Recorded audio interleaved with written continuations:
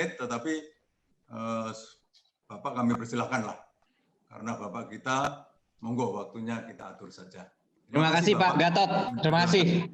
Assalamualaikum warahmatullahi wabarakatuh. Selamat pagi, salam sejahtera untuk kita semua. Mohon izin untuk mengawali, kami pada kesempatan ini tidak akan paparan karena memang kemarin dengan waktu yang kami baru dapat infonya kemarin, tetapi karena pentingnya tema ini, kami ini menyelipkan di. Tapi saya hanya menyampaikan kata-kata singkat saja pada kesempatan ini, karena pakar-pakarnya sudah ada di sini. Ada Pak Ridwan Hisam dari Komisi 7 DPR RI, yang beliau tentunya sangat memahami potensi energi di Jawa Timur, dari perwakilan SKK Migas, juga dari Pertamina EP, dan dari seluruh pelaku industri migas. Juga saya dengar ada mitranya Pak Ridwan Hisam juga, Pak Gus Saiful Islam mungkin hadir, juga dari BPH Migas, dari Petrokimia Gresik, dan seluruh peserta webinar Senits ya, yang pada hari ini kita bisa terhubung dalam sebuah diskusi mengenai optimalisasi energi Provinsi Jawa Timur. Dan ini memang menarik begitu, mengatakan istilah optimalisasi energi dan lumbung energi nasional.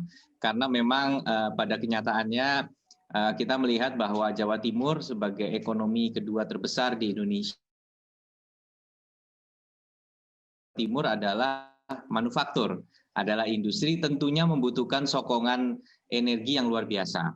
Nah, oleh karena itu tentunya kita perlu memastikan bahwa kita punya suatu roadmap yang jelas ke depannya, mau dibawa kemana nih Provinsi Jawa Timur. Nah, untuk roadmap ini mohon izin kami menyampaikan bahwasanya sebenarnya kita telah memiliki sebuah rencana umum energi daerah RUED yang kita bahas tahun 2019, di mana memang kebutuhan energi Jawa Timur di 2050 akan mencapai 100,33 MTOE ya. Dan konsumsi terbesarnya akan dari industri. Jadi lebih hampir 60% dari konsumsi energi yang kita prediksi di 2050 akan berasal dari sektor industri. Baru disusul kemudian transportasi rumah tangga dan komersial, ya, di mana transportasi sekitar 20%, rumah tangga 11%, dan komersial 6,8%. Juga melihat mengenai bauran energi. Bagaimana kita akan menempatkan EBT, energi baru dan terbarukan. Walaupun hari ini mungkin banyak bahas mengenai migas, tetapi memahami perspektif EBT kami rasa sangat penting untuk juga tahu platform kita ke depannya, di mana kita melihat ada data yang menyatakan potensi surya di Jawa Timur sebenarnya bisa mencapai 10 gigawatt. 10 gigawatt atau 10.335 megawatt. Lalu ada potensi energi angin 7.900 megawatt, panas bumi sekitar 1 giga, dan juga untuk sumber daya air sekitar setengah gigawatt. Nah, ini yang kita juga harapkan bagaimana target bauran dari EBT ini bisa mencapai 14% di 2050 nanti. Nah, makanya untuk itu tentunya kita akan bersinergi dengan kebijakan yang dilakukan oleh Kementerian SDM, tetapi artinya 86% akan tetap bergantung kepada kita bisa menggerakkan, karena masalah-masalah yang masih elementer masih kita hadapi. Sebagai contoh ya, kalau kita lihat dari hilir sektor energi, ini menurut data Dinas ESDM, 568.000 rumah ini belum terkoneksi ya ke listrik ini. Dan ini terbanyak di Sumeneb, karena kepulauan, juga ada di Sampang, Situbondo, Bondowoso, dan Jember. Nah, ini harapannya kita bahwa di tengah kita mengatakan Jawa Timur sebagai lumbung energi, kita juga tentunya seperti masalah electricity access bisa kita atasi. Nah, kita menyadari bahwa memang kalau kita bicara mengenai produksi minyak, kontribusinya ini cukup signifikan gitu. Jadi 30% total produksi minyak mentah nasional ini menurut data, ini juga ada kaitannya dengan Jawa Timur. Kita bisa menyebut misalnya Blok Banyu Urip Cepu di Bojonegoro yang kapasitasnya sangat tinggi, Jabanusa ya ini juga sangat tinggi, dan gas untuk gas alam, dan kita tahu bahwa saat ini yang masuk ke proyek strategis nasional juga salah satunya adalah yang ada di Tiung Biru. Nah ini kita tentunya melihat bahwa semua potensi ini harus bisa terintegrasi perencanaannya dari hulu ke hilir.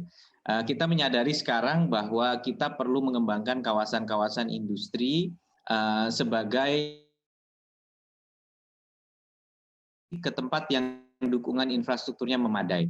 Sudah ada jalan tol dari Surabaya ke Solo. Artinya ada sabuk industri baru yang potensial di sepanjang koridor dari Ngawi sampai Kertosono.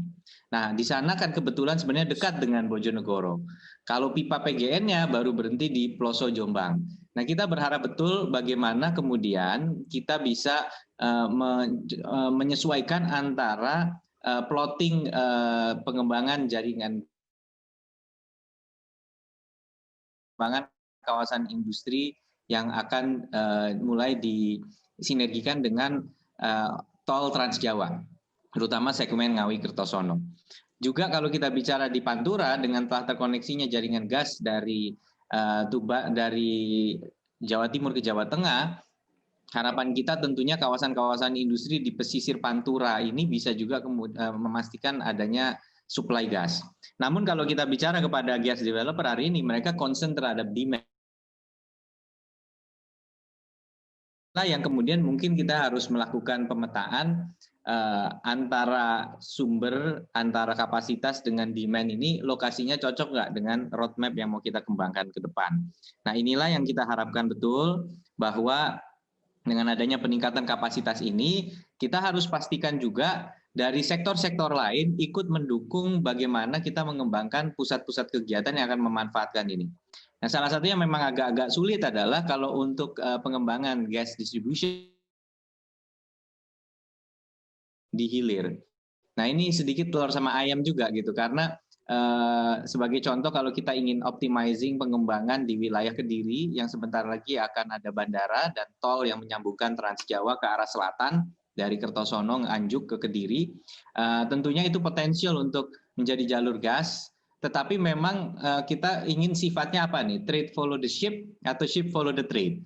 Kalau misalnya kita menunggu benar-benar matang demand-nya, ya tentu berat untuk menjustifikasi pembangunan. Kita bisa mulai melakukan pengembangan bertahap, artinya kita bisa melakukan proyeksi pertumbuhan permintaan. Mungkin ini akan lebih memungkinkan untuk kita kemudian mengakses potensi-potensi kantong permintaan energi yang ada di titik-titik lain di Jawa Timur. Nah, oleh karena itu harapan kami kalau kita bicara mengenai optimalisasi energi, ini kita bicara hulu ke hilir, kita bicara mengenai supply and demand, selain ada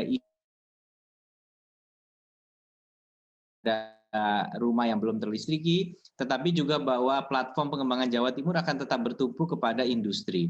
Untuk industri padat karya, sabuknya ini akan kita fokuskan memang diantaranya dari segmen Kertosono sampai ke Ngawi. Nah, Lamongan Tuban juga masih berpotensi karena adanya upaya masih kompetitif dan rencana pengembangan jalan tol yang akan menyambungkan dari Manyar sampai ke Tuban. Nah, oleh karena itu, kita berharap betul bahwasanya kita bisa memetakan antara jadi ini nggak selesai hanya di produksi, tetapi juga di infrastruktur hilirnya dan pengembangan sektor-sektor lintas. Artinya di luar energi seperti sektor perindustrian, sektor transportasi, ini juga harus connect untuk kita memetakan antara source dan demand ini bisa match, bisa ketemu. Nah, harapan kami sekali lagi tentunya kita juga dihadapkan kepada beberapa tantangan lain seperti declining productivity dari sumur-sumur gas yang ada, dan ini perlu kita atasi. Dan ini sebabnya sebenarnya PGN juga sedang mengembangkan LNG receiver terminal di Teluk Lamong dengan tujuan untuk bisa mensuplemen, karena lack of continuity dari gas ini menjadi keluhan juga dari pelaku-pelaku industri. Mereka mengeluhkan kualitas dari supply gas yang mempengaruhi juga kelancaran operasional mereka. Nah, saya kira beberapa isu telah kami highlight bisa di-share hasil resume dari pembahasan ini untuk bisa kemudian kami menyelaraskan kebijakan-kebijakan dan prioritas program kami dengan apa yang kemudian menjadi masukan dari para pakar praktisi yang kemudian kesemuanya sedang melakukan pembahasan di webinar kali ini. Demikian Pak Gatot selaku moderator atas kesempatan yang diberikan kepada kami. Kami mengucapkan terima kasih dan mohon maaf kami tidak bisa mengikuti seluruh rangkaian ini di waktu yang sama. Semoga webinar hari ini bisa menghasilkan rumusan-rumusan yang konkret yang kemudian bisa menjadi rujukan bagi kami dalam merancang program-program dan kegiatan pemerintahan ke depannya. Terima kasih. Assalamualaikum warahmatullahi wabarakatuh. Waalaikumsalam. Assalamualaikum warahmatullahi wabarakatuh. Terima kasih banyak Pak Wakil Gubernur, Pak Emil, atas motivasi dan informasi. Saya kira sudah lengkap tadi. Jalur sampai dengan substitusi apabila terjadi lag pasok. Ya. Saya kira kita semuanya sudah mendengarkan apa yang disampaikan oleh beliaunya. Pak Emil mungkin boleh saya tanya satu saja ya Pak Emil. Baik Bapak. Ya, terkait dengan target EBT pemerintah ya, yang dicanangkan oleh pemerintah Jokowi, kira-kira untuk Jawa Timur polisinya bagaimana ya Pak? Berapa persennya itu ya? Penggunaan EBT mayoritas kan adalah untuk kebutuhan listrik ya. Memang ada mungkin potensi captive, tapi menurut kami pada tahap ini masih kecil. Apabila kita kemudian melakukan promosi konservasi, upaya konservasi energi di mana ada sistem hybrid yang menggabungkan antara konvensional dengan fotovoltaik misalnya, ya mungkin angka ini bisa cukup didorong sebagai bagian dari bauran energi. Tapi kami melihat bahwa tentunya kebijakan PLN sebagai off-taker ini akan menjadi sangat penting. Jawa Timur tentunya adalah daerah yang tentunya harga pokok produksinya relatif rendah karena dengan demand yang tinggi, PLTU-nya skalanya cukup besar, maka sangat membuat benchmark pricing apabila upaya EBT ini tujuannya adalah menurunkan biaya pokok produksi, tentunya kita akan sulit mencapai target tersebut. Maka memang konsistensi untuk menerapkan off-take terhadap bukan hanya untuk mendapatkan listrik yang kompetitif, tetapi juga memang untuk memperbaiki bauran energi. Dan beberapa potensi seperti waduk Karangkates yang bisa dipasang floating photovoltaik, ini sedang kita eksplor di Jawa Timur, namun tentunya stakeholder utamanya adalah diantaranya Perum Jasa Tirta sebagai contoh, sebagai pengelola tadi, dan tentunya sekali lagi PLN sebagai off-taker. Nah, maka dari itu, tapi secara paralel beberapa inisiatif daya saing industri seperti upaya konservasi energi akan juga kita dorong dengan pelaku industri agar kita bisa selain mengandalkan grid connectivity, tapi juga bisa mendorong daya saing industri. Tapi kalau daya saing industri artinya bukan environmental concern, tetapi lebih kepada reliability, lebih kepada mungkin juga untuk tempat-tempat yang memang tidak terjangkau, solusi solar home system ini juga kita dorong.